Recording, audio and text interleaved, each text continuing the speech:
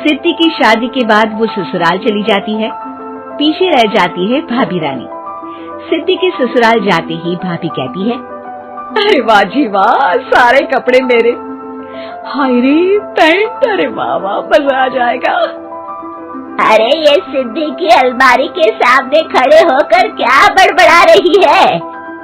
जाकर देख मेहमानों को विदाई की मिठाई मिली कि नहीं। अब हाँ माँ जी, क्यों नहीं, लेकिन पहले कपड़े तो बदल लूं। अब रानी आ जाती है सिद्धि के उन कपड़ों में जो वो ससुराल जाने से पहले घर छोड़ जाती है। अरे रानी, कुछ दिन रुक जाती। अरे ये तो सिद्धि बिटिया को मैंने ही दिया था, बड़ा ही फबता था उस पर, तुझ पर तो कुछ खास नहीं लग रहा। अब वो ना मेरे सारे कपड़े गीले थे तो सोचा पहन लूं। वैसे भी सिद्धि को कौन सा दिन पुराने आउटडेटेड कपड़ों को पहनना है। वैसे भी ये सूट तो मैंने तभी पहना था, वैसे खास है भी नहीं ये। हाँ ठीक है, लेकिन ना मेरी सिद्धि पर तो जमता था। सारे मेहमान चले जाते हैं और सिद्धि ससुराल से मायके पहली बार आती है। अपना घर, अपना कमरा, अपनी अलमारी। ये बोलकर जैसे ही सिद्धि अलमारी खोलती है तो सामने उसके कपड़ों की जगह कुछ और ही रखा होता है। माँ, ओ माँ, जरा कमरे में तो आना। सास और रानी वहाँ पहुँच जाते हैं। रानी ने पहनी होती है सिद्धि की जींस और टी शर्ट। अरे भाभी, ये क्या? ये तो मेरी बड़ी ही महंगी टी शर्ट है, इसे आपने घर में क्यों पहनी है? अरे बहुत मिलती है दीदी ये चौक की मार्केट में, 150 में। ओ भाभी प्लीज, ये एरोपोस्टल है, 2000 की एक टी शर्ट। ओहो, 2000 में तो दीदी 4 साड़ी आ जाए। अब क्या बोलूं? भाभी, ये मेरी अलमारी में छोटू के कपड़े, तो मेरे कपड़े कहाँ हैं? मेरी अलमारी में? अब दीदी आपको कौन से पुराने कपड़े पहनने थे? माना भाभी, लेकिन मैं जब घर आती तो यही सब पहनती ना। अरे तुम तो बड़ी कंजूस हो दीदी। खैर, वक्त आता है जब सिद्धि ससुराल के लिए रवाना हो रही होती है।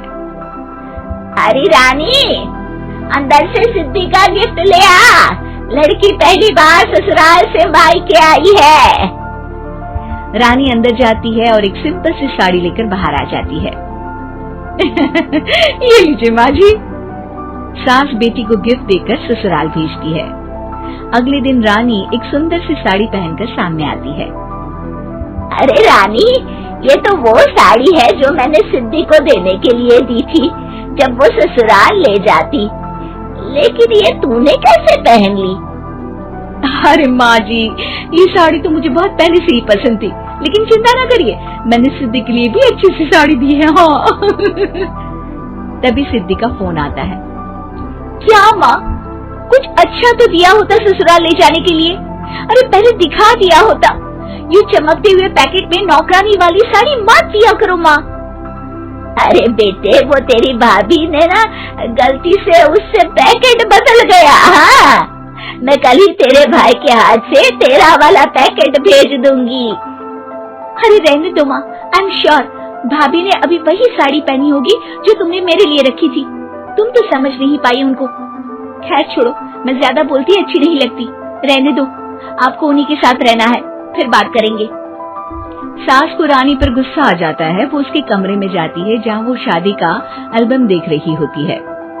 रानी, मार्केट जाकर एक ऐसी ही साड़ी लेकर आ, कल प्रतीक जाकर सिद्धि के घर दे आएगा।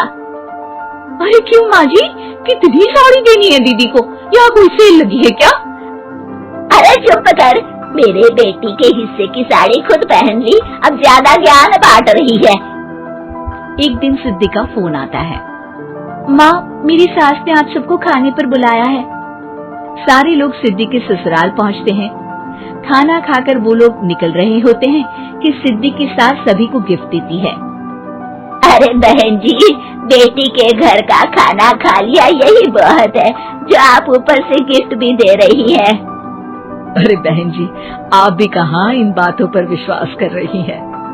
सास सभी को गिफ्ट देती है, लेकिन रानी को जो साड़ी देती है वो अजीब सी हरे रंग की लाल रंग के बड़ी छाप वाली होती है। अरे छी, ये कौन पहनेगा? सासू माँ को तो जरी वाली इतनी सुंदर और मेरे लिए ये नौकरानी वाली। अरे भाभी, दरअसल मैं जब भी घर आती थी आप वापसी में ऐसी ही साड़ी देती थी ना, तो माँ ने सोचा कि आपको आपकी पसंद की ही साड़ी क्यों ना दी जाए। बेचारी रानी, बोलती भी तो क्या। सिद्धि और सास रानी का चेहरा देखकर हंसने लगती है, तो रानी समझ जाती है कि अपने ही बिछाए जाल में वो फंस चुकी है।